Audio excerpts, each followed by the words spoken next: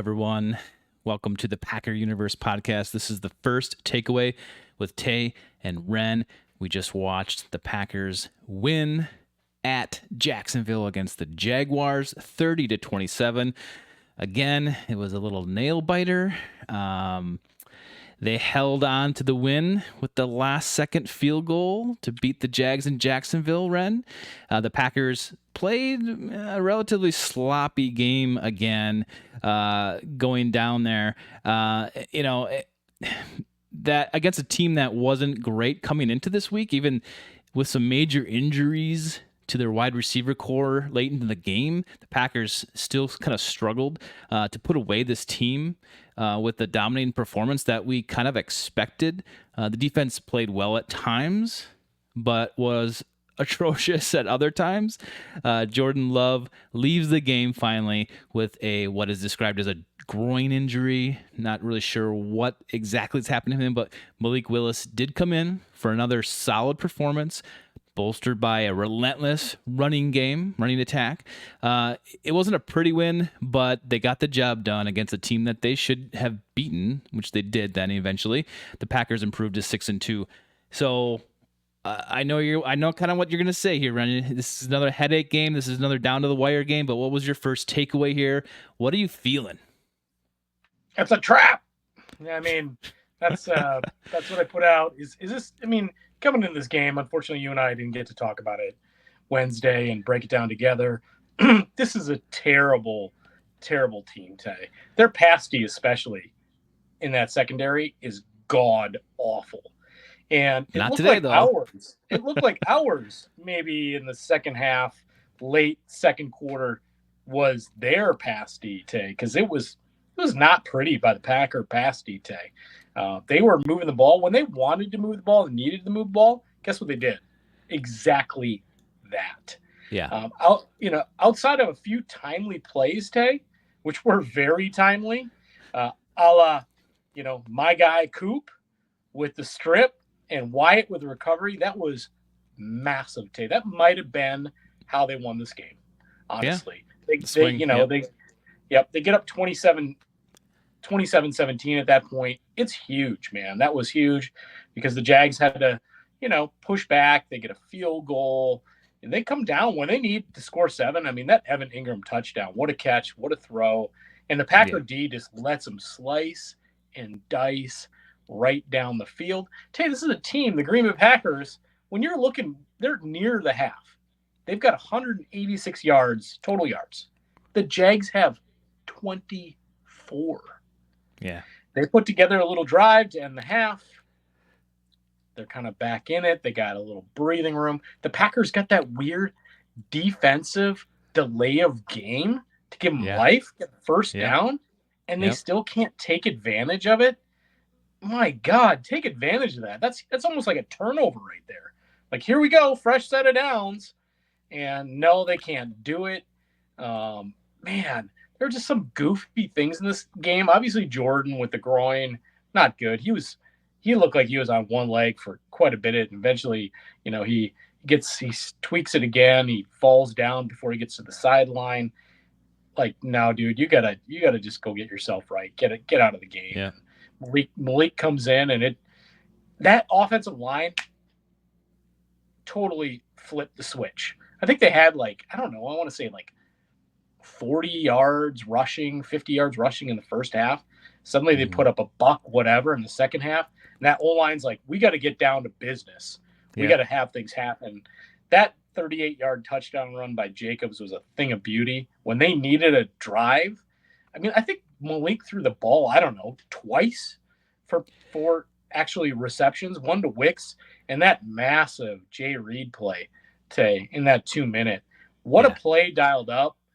Oh, my God, gets them down to the 15. Ball game, man. And then they still get a first down off of that, rushing. I mean, it was phenomenal. So I think, the players of the game would be that offensive line in the second half, dictating terms. When they needed to run clock, they needed to get yardage. Malik's kind of back to, we don't have a game plan for you. We're going to mainly run. We'll give you a few pass plays, hopefully, because they're pushing stuff in the box. You're bringing that heavy box again. because they know the Packers really can't do much with them out there with not a game plan. They get them on a couple, just time that the Wicks, I think that was a third down reception, was huge. And then that Jay Reed one. I mean, that's it. And we get 2 weeks in a row of a walk-off kick by McManus. The hired gun comes through 2 weeks in a row. And let's never have Matt LaFleur challenge another play. Challenge. Yeah, I know. He never wins one. No. They always are terrible. Stop doing it. I don't know who you're getting information from. Like, that thing was so down by contact. I don't know who was like, yeah, challenge it. Like, no, don't. Maybe there's something else going on there, but it could have been like, well, we're not ready for this next play. Let's just challenge it quick. 'Cause I think there was like a flag on that play too, so it was an odd play. But then they came back and was like, oh yeah, Green Bay's challenging this, and it's like, oh okay, that was a mistake, but whatever. At least those timeouts that we lost, or the timeout that we lost with that, didn't ever come into play really. Yeah, and other than that, I mean, Jordan, you got to throw the outside shoulder, and that pick, it was another bad look. Like, don't do that crap. It's awful. I thought the offensive play calling the first half was pretty blasé, to be honest, Tay. Yeah. I didn't like it. That Trevor pick too, awful. Deep over the middle, and McKinney, Professor X, is about to start another streak here. He's just like, yeah, I'll cradle that in like it's a baby. It's right here. Bam, I'll take it. That was they gifted that one. So it was a pretty boring game against a team. Again, when I talk about 186 yards of 24 in the first half, essentially where they were going to end the half, you got to murder a team like that, Tay. But they just let them hang around, and then the injury gets worse, and here we are, and a walk off against the Jags, but they do sweep the AFC South, and on to Detroit next week, Tay. Who put up a 52 burger today? Yeah, so they look that's dangerous. Real effing good, Tay. That's what the Detroit Lions look like. They're pulling out trick plays. It's, oh my God, that team just is clicking on all cylinders. Yeah, if you're not able to go down to Jacksonville and beat them, there's some serious questions. Even with Jordan Love out, I mean, you said it, like they just said, Malik, you're in. We got to do this, and maybe the offensive line clicked. Maybe that's just what they're good at. I don't know. They just seem to play really well with Malik. So maybe it's a combination of coaching the offensive line and Malik himself, just able to like play within their means and not do anything stupid or make mistakes and just be super conservative. And it seems to always work, at least now. I mean, maybe if the team had time to, a lot of time to prepare for that type of game plan, maybe they could, stop us. But it almost seems like that it's working. So, I hate to see Jordan Love out because he started getting into his groove last week. But he wasn't right the whole game. You saw that. And it was just a matter of time before he was going to be out. So I think Malik knew that coming in, but props to him. I mean, he's doing such a great job. I love it. And I think I know I expressed my love for Malik Willis back when he was starting those 2 games that they won, but I think we can all put to rest for everyone's sake that this guy is a great backup now for the Packers, this team this year. So he's that guy, and we have to rely on him, and hopefully he stays healthy if Jordan is out for any time. But I feel like we can all have confidence in him, and he's making good decisions, and we can just trust him. So I love that now that we're able to finish a game with our backup quarterback that comes in. It's a little disconcerting when you're up 27-17 and you can't put that game away against a team like this. So yeah, at times I was making notes. I'm like, oh, the momentum switched back to the Jags, and then no, okay, we're back. The Packers got the momentum, and then it was like, okay, no, back to the Jags again. It's like, come on, Packers, can't you put this team away? Our defense at times looked terrible, and then sometimes it looked amazing. It was like, what's the coin flip gonna be right now on this play? So I hate that, actually, because last week was a dominating performance in the second half, and you just want that to continue. So this is hard to watch. And we got to Lawrence a little bit here and there to fluster him, but not enough, I think, to make an impact. So you just look at this team now, and you're like, okay, what's going to happen next week when you go against the Lions? You're going to get smashed. But I love that Tucker Kraft and Romeo Dobbs stepped it up again. They were great today. I love that. They were. Obviously, Josh Jacobs had a monster game, so props to him. That was amazing. The dude is just a tank and a workhorse. I worry Monster at second times half. I worry at times that he's going to wear out, and I'm like, just put the other guys in, put Brooks in if you're just going to run it up the middle or something. But hopefully, he kind of tweaked himself at the end of the game there, so hopefully that's nothing serious at all. But Evan Williams left the game with a hamstring injury early, and I think we all kind of now realize, oh crap, we do want him, we do need him. Evan Williams did make a difference, or was making a difference on this secondary and the defense for us. So what are we going to do with that? I hope that just doesn't linger at all. That's a worry for me.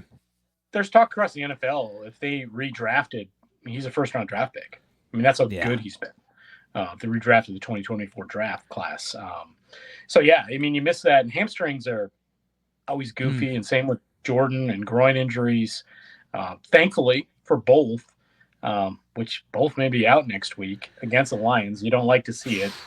This is a massive test, but thankfully the bye week right after. So you don't want them to miss the time, but if they have to, you just go, well, hey, at least they got a good couple weeks here, and they only miss one game and can get back at it thereafter. I know you saw the stats on the TV screen.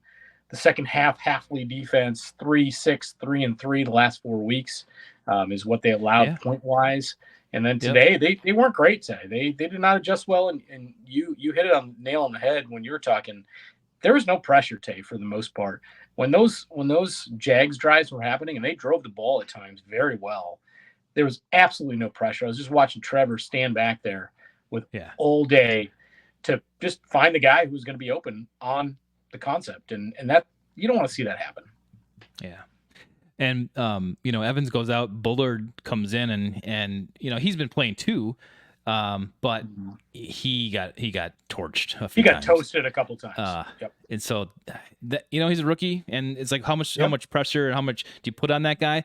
But maybe as a whole collective, Williams, Bullard, and McKinney, maybe that's like, you need all of them to be effective. I don't know, but when it was just Bullard, he got torched. So even Jair, he was kind of out of his normal. Sure, he was out of his normal spot. He hasn't played as much of that spot safety wise, as opposed to having him up.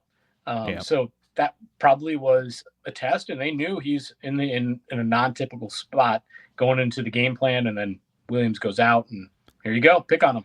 He's a rook. Yeah, I think the secondary didn't play as well. Jair didn't. I don't think either. He had like that one shutdown play late. Had a nice. Yeah, Jair had a nice shutdown one I think it was back corner of the end zone, but I think they throw the TD to Evan Ingram a few pieces later. So yeah.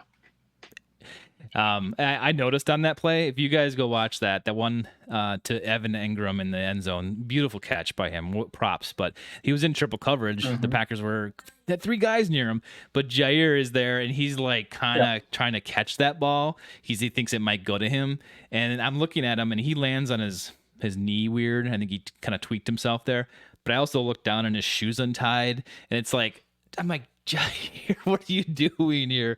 So I was just like perplexed. I'm like, you thought you were going to catch that ball, and then also your shoes untied, and you just tweaked your leg on the way down. It's like, oh man, we're done. We're done. That's a bad look all around. Say what you're describing there. Yeah, I'll try to screenshot it for Ingram us and put it on.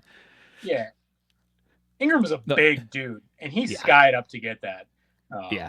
And those guys around him didn't have the height he had, and hell of a catch. No. Well done on his part. Last thing I got to say about the game today is, we have our kicker. I mean, we kind of knew it last week when he was like basically automatic, guaranteed down the middle, everything he did. But today again, we see it.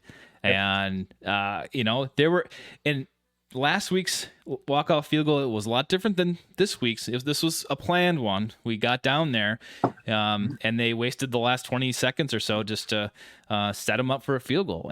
And Brooks went down on the 4-yard line on purpose to waste out the clock and to secure the victory. They probably all said ahead of time, if this is what happens, this is what we're going to do. So they executed that perfectly.